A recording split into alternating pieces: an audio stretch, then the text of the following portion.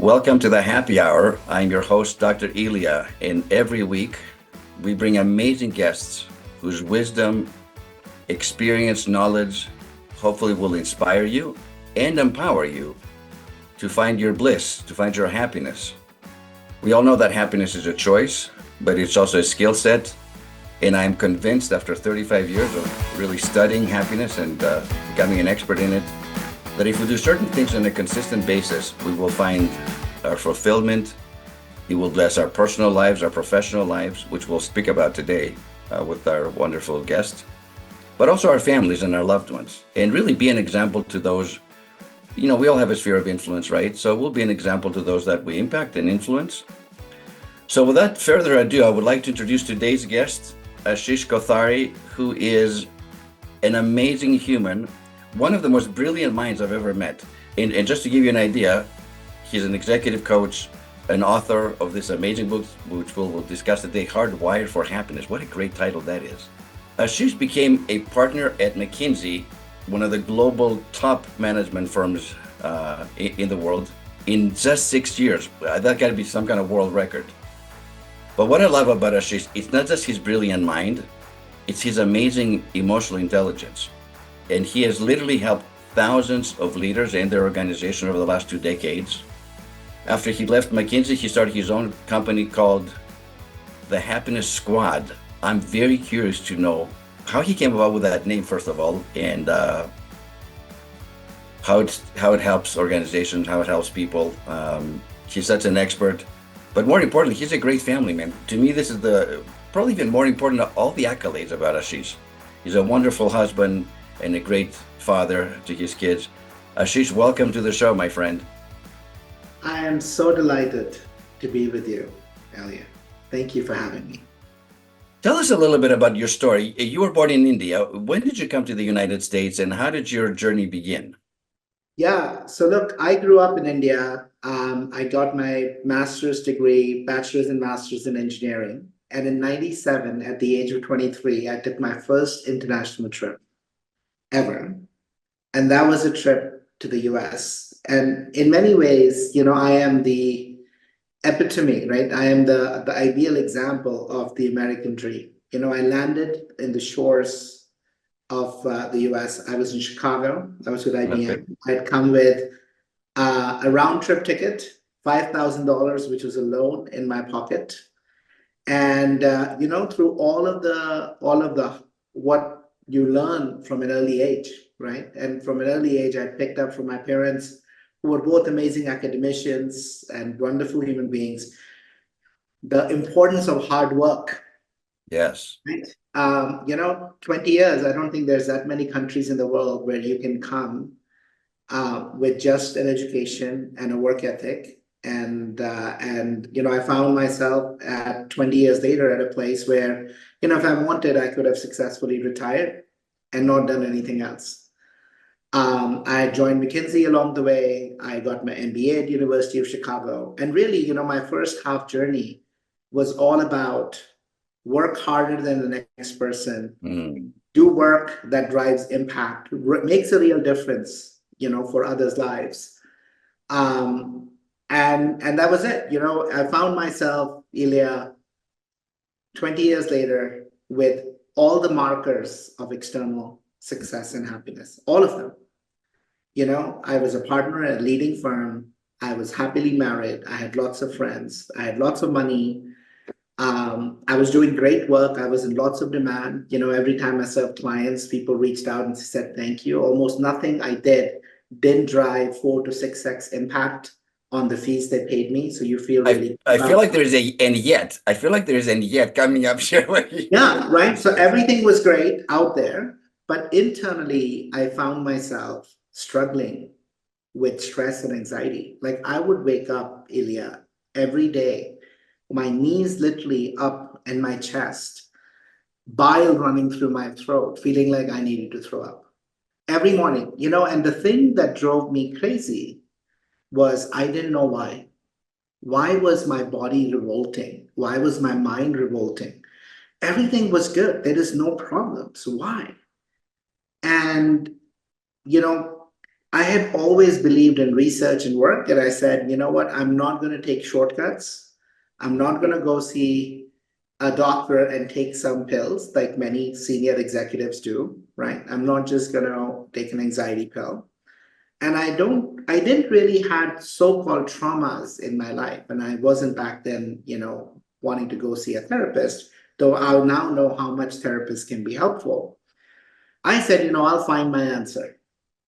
I'll my find answer through research. And so I really started researching three different fields, Elia, that often don't come together, right? I started looking for wisdom in spiritual texts and in philosophical tracks. Yeah, but I love that you did that actually. I think that's actually great. That's a component that is often missed. So I appreciate you actually sharing that with us.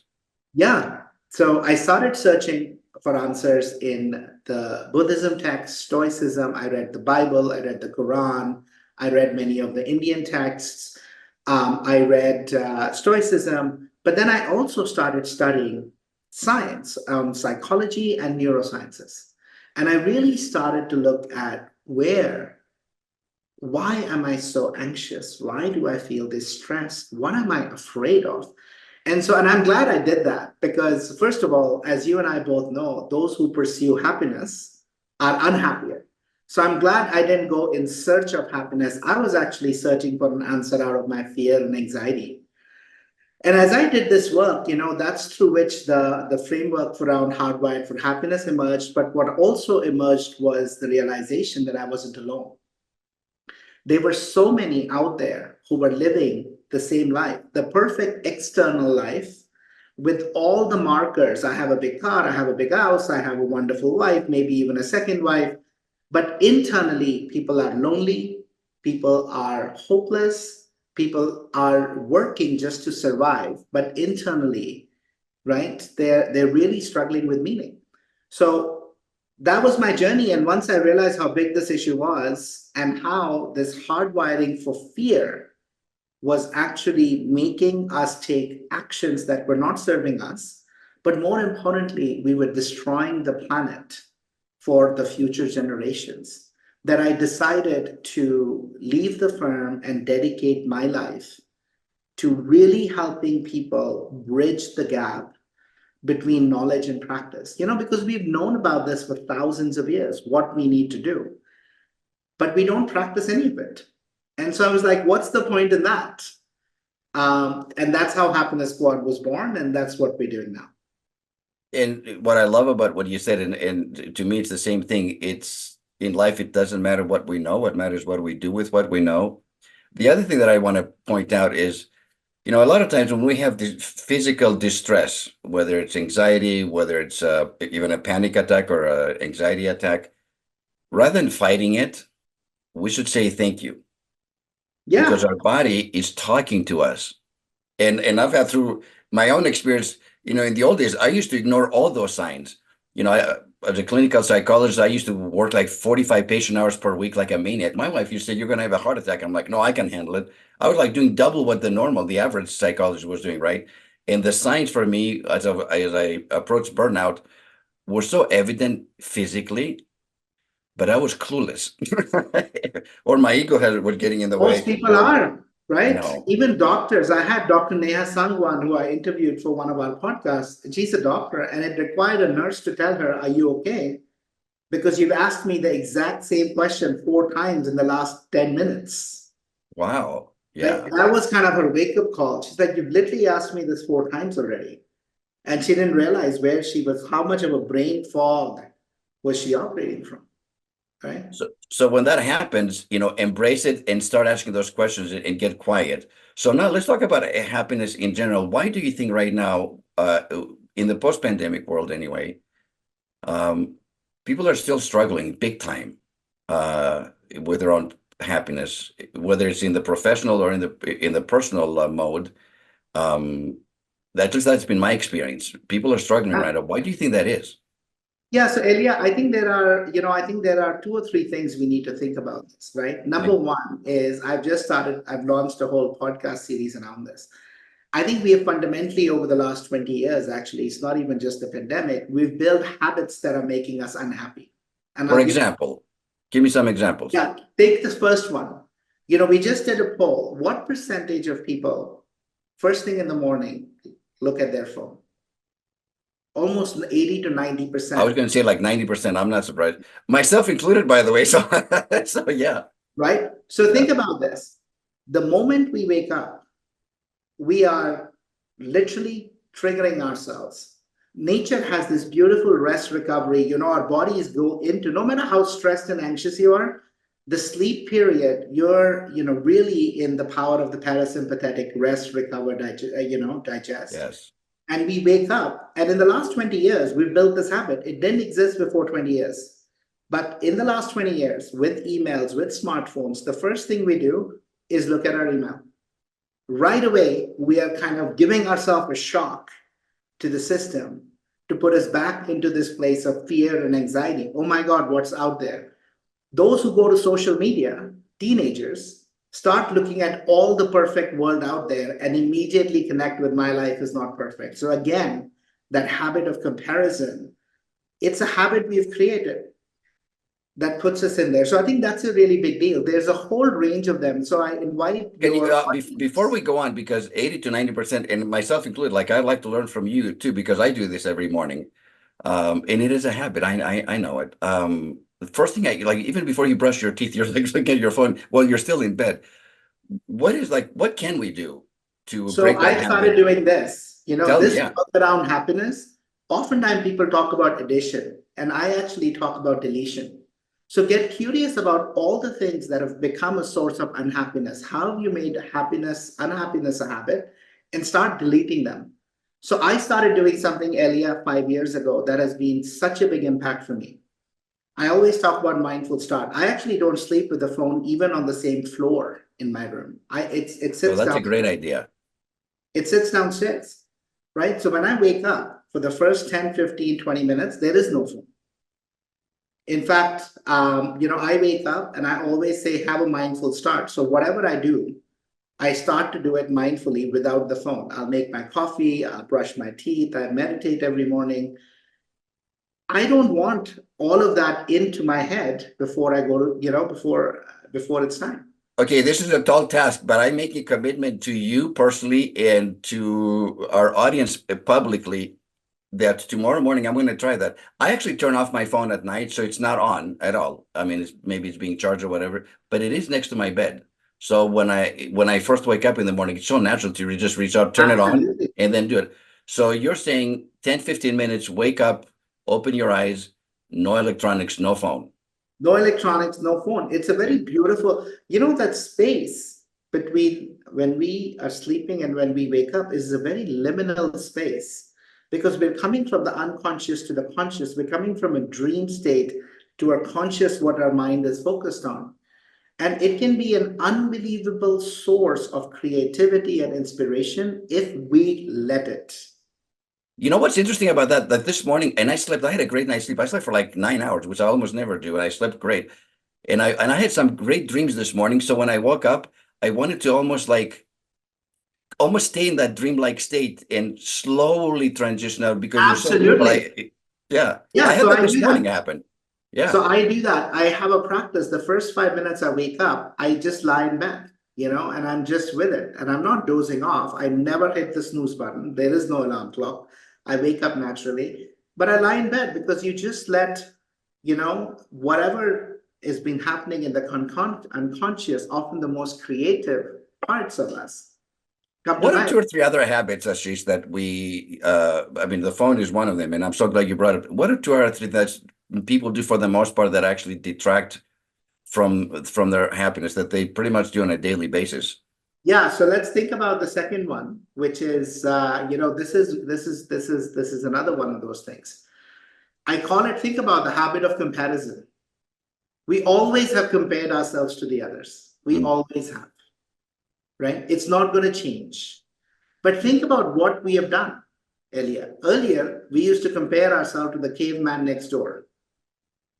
Then we went to our neighborhood, right? Neighbors, the Joneses, Yeah, keeping up with the Joneses for sure. keeping up with the Joneses. But what do we do now, Elia? Now we compare ourselves to the whole world. Whose LinkedIn profile has more followers, whose life, on Instagram, this perfect life that is being shown compared to my life. So we made a habit of comparison and made it even more accentuated. And I invite your audience to think about building a different habit, right? Instead of comparing up, instead of comparing ourselves to all those who have so much, because that's where the brain goes, because it's a survival instinct. Because our brain is saying, if they have more than me, then I don't have enough. That means I have Scarcity to be left mentality. out. Scarcity, right? Scarcity. Instead, compare yourself to those who don't have as much as you do, right? We live in the US, Elia, you're in Boulder, you're in Denver, we're close enough. How often do we find people who say, oh my God, I'm going through so much struggle right now? All the time. Right? Oh my God, life is terrible. Let me tell you, look at the weather. Oh my God, look at this. My phone all of these, right? And I say, you know what? For a moment, there's somebody just like you, who lost everything in Ukraine or in Gaza or in so many other parts of the world. They also, somebody lost their job here, right? There have been layoffs and people are like, how unfair. I lost my job. How am I going to survive? And I'm like, you lost your job. They lost their house, their bank savings, maybe even their family members, right? So compare down. I actually use something else in terms of comparison. I don't go up or down, to be honest with you. I compare within myself. In other words, let's take your weight or your level of exercise. How am I doing compared to what I was doing 10 years ago, 5 years ago, last year, last month, or right now? And if I've actually improved and I'm doing better, it's like pat yourself on the back and say, nice job, you're doing Exactly. great within myself. Exactly. On the flip Exactly. side, let's say that 5 years ago I was in better shape, but now, we have young kids and I don't have as much time to exercise and I'm not quite as where I was before. This comparison is not meant to beat myself up. It's more like, is this still a priority? Now, I would hope like our diet and our weight and our level of exercise is a priority. So then it's all like, okay, so what do I need to do to make the adjustments to go back to where I was 5 years ago when I felt really good about myself, my body, and so on. So the comparison stays within oneself. It has nothing to do with anybody else for me personally, and that has worked. So if you're doing great compared to like 5 years ago or last year, good for you. Pat yourself in the back. If you're not, Brilliant. make that adjustment. That's it. Exactly. So that's the second habit. And, there's so many of them, but these habits are making us unhappy. But there is something deeper, Elia. And this is what I would invite your audience to think about. We think about us and our evolution and our present life, right? But think about how we've evolved, Elia. Millions of years of evolution, something changed 20,000 years ago, right? Which is we settle down. So for millions of years, before 20,000 years, we lived outside in small groups of 25 to 30. There was real physical threat all around us. We are all lucky descendants of people whose flight, freeze response, their ability to spot danger and get us ready to fight it or run away from it, was on hyperdrive. Because it was the decision between survival and death. Literally life or death, yes. Right? Survival of the fittest, Darwinian theory of evolution. We are all like, so if we think that, we all have different levels from a genetics point of view, but we are all kind of the superset, right? Really, really, really high. All our ancestors were. But I invite you, friends, to think about this right now. I invite you to compare your current conditions to that 20,000 years ago. And what you notice are three things. And that's why this work around hardwired for happiness versus hardwiring for fear.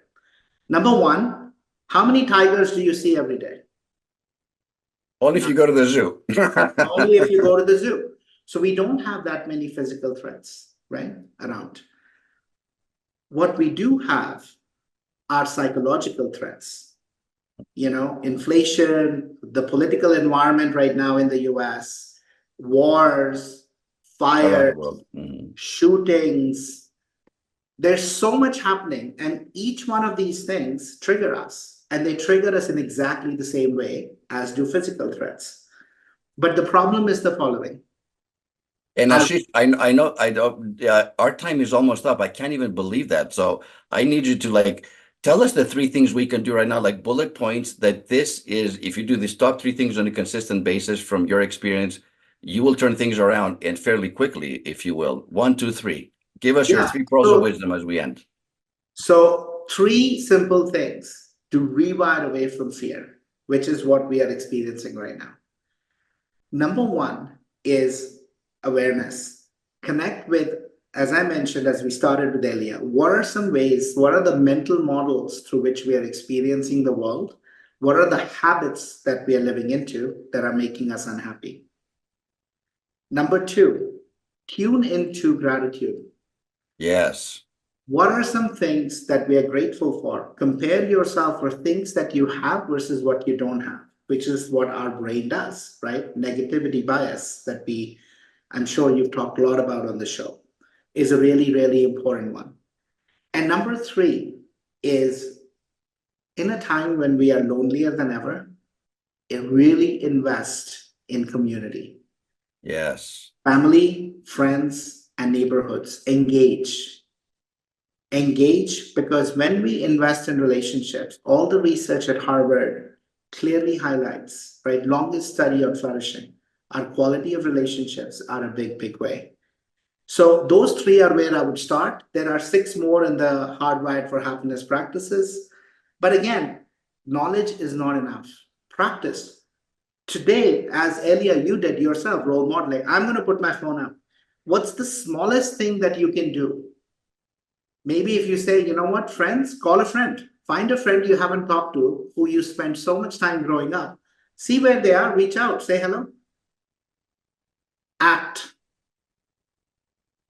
My friend, thank you so much for being on the show, for your wisdom. You and I could talk for hours, and I think there's going to be a part 2 for sure. And I look forward to actually being on your podcast later on this week. So thanks for being here. All the success to the Happiness Squad. What is the best way for people to get in touch with you or to see what you're doing and to support your vision, your mission? Yeah, so our website is a great place, www.happiness.squad.com. We also have a podcast, Elia, as you mentioned. It's called the Happiness Squad Podcast. We publish an episode weekly. We also have the video part available on YouTube, so you can actually reach us there as well. And then my LinkedIn. We're doing a lot of this work with individuals, but most importantly, we are running programs with large organizations, because truly happiness and flourishing can be a competitive edge for these organizations. We're running for programs with companies like Danone and Pepsi. So if you're interested in taking happiness to your organization, reach out and we'd be happy. Yeah, this is the man right here, the expert in organizational happiness. So thank you so much. What a great guest, Ashish. I just love this man. He's so heart-centered, he had brilliant mind, wonderful family man. But here's the take action, I think, for today. And I'm going to include myself in this too. I think it's what he said, that the biggest habit, 85 to 90% of people, first thing they do when they wake up is check their phone. And like I said, personally, I turn off my phone at night, but the minute I wake up, before I even get out of bed, I turn it back on. I'm going to make that an adjustment. Maybe move my phone somewhere else, not next to me, and spend the first 10, 15 minutes. So this is the call to action. Let's do it together, basically, right?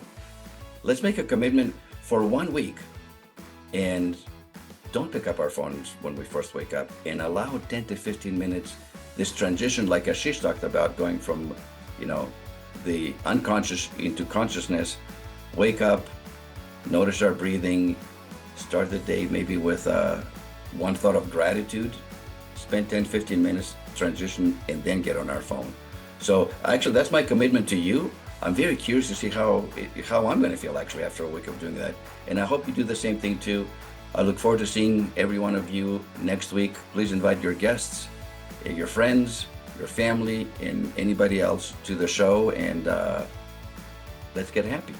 Thank you.